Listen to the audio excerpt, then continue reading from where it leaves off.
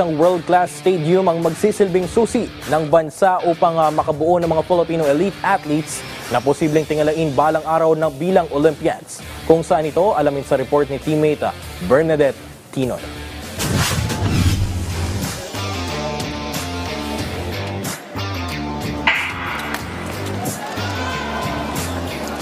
Sa larangan ng palakasan, kilala ang mga Pinoy sa pagiging maabilidad, masipag at madiskarte para pagharian ng bawat run, jump, at throw events.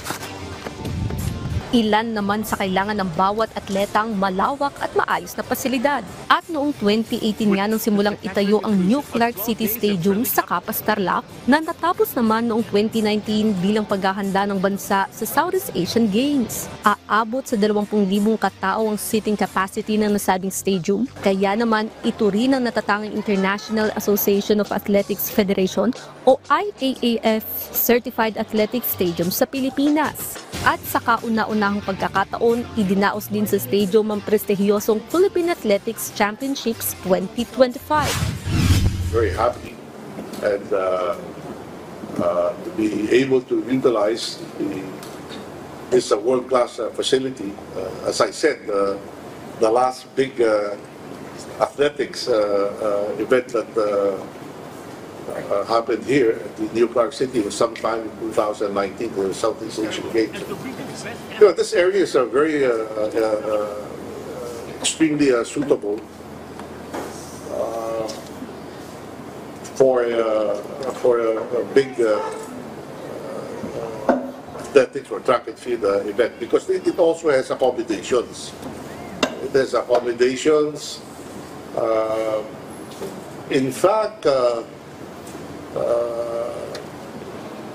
this has also led us to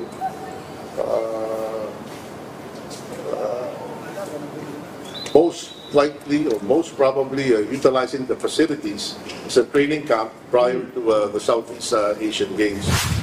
Kaakibat ng ganda ng pasilidad ang inspirasyon na hatid nito sa mga atletang nagsusumikap na makapagbigay karangalan sa bansa. Gaya na lang ng Filipino javelin thrower at KG Mercury's member na si John Paul Sarmiento. Sa edad ng 8 taon, nagsimulang pasukin ni Paul ang mundo ng sports, gaya ng badminton, basketball at high jump. Ngunit napukaw ang atensyon ni Paul sa javelin throwing, kaya naman matapos mapakitang gilas sa palarong pambansa, nagsimula ng umarangkada ang kanyang karera. Nakatamo man ng injury, hindi naman may tatanggi ang pagpapakitang gilas ni Paul sa 2023 Southeast Asian Games at Asian Throws Championships sa South Korea.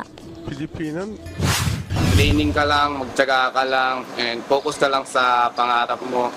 Tapos magsipag ka sa mga ginagawa mo, makinig ka sa coaching, sa mga coach mo, then makinig ka sa mga tao na nakapaligid sa'yo. Kasi wala namang masama man kung makikinig ka kasi doon tayo mag-uumpisa sa ganung galing sa ibang tao. Aminado rin si Paul na malaki ang tulong ng New Clark City Stadium sa tulad niyang atleta. Napakaganda kasi ma'am, at saka ang saya ma'am kasi parang nag-compete ka na sa international. Kasi dito ma'am yung yung SEA Games 2019, di ba?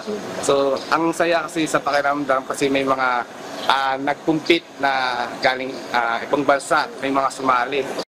Kaya napakasaya ma'am sa pakiramdam.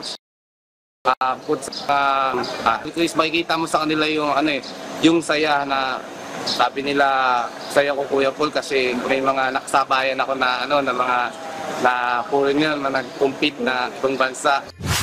Bukod kay Paul, nagpamalas din ang galingan tubong Cagayan de Oro na si Clint Piñoneri. Bata pa lang si Clint nang simulan niyang subukan ng sprinting at middle distance run, ngunit mas naengganyo siya sa long jump event. At sa katatapos ng Philippine Athletics Championships, nakalaban ni Clint ang kanyang idolo at top Filipino jumper na si John Ray Ubas, kung saan nabulsan niya rin ng silver medal finish. We've been preparing this since January. Bago pumasok yung 2025, nakaset na yun sa mind namin, ng coach ko, ng management na paghandaan namin yung National Open. And ito yung first big national competition namin this year. So, masaya. Unexpected din ganun. Samantala, sa harap ng kanyang mga tagahanga, hindi rin matatawaran ng galing na ipinakita ng Filipino record holder na si Carlos de Imus. Dinomina lang naman ng 24-year-old star ang men's 10,000-meter race walk matapos matalang oras na 46 minutes and 11.11 seconds. Anya malaki ang tulong ng world-class facility upang matupad niya ang kanyang pangarap na makasali ng Olimpiada balang araw. All athletes dream makapagtato na makapagtato na Olympic ring sa katawan. Siyempre, yun po. Ina-aim ko talaga magpasok na Olympics. Sa bawat pangarap ng mga atleta, kaakibat nito ang determinasyon at motibasyon na may panalo ang bawat laban. Mula dito sa New Clark City Stadium sa Capas Tarlac, Bernadette Tinoy, para sa atletang Pilipino, para sa bagong Pilipinas. Ay, sorry.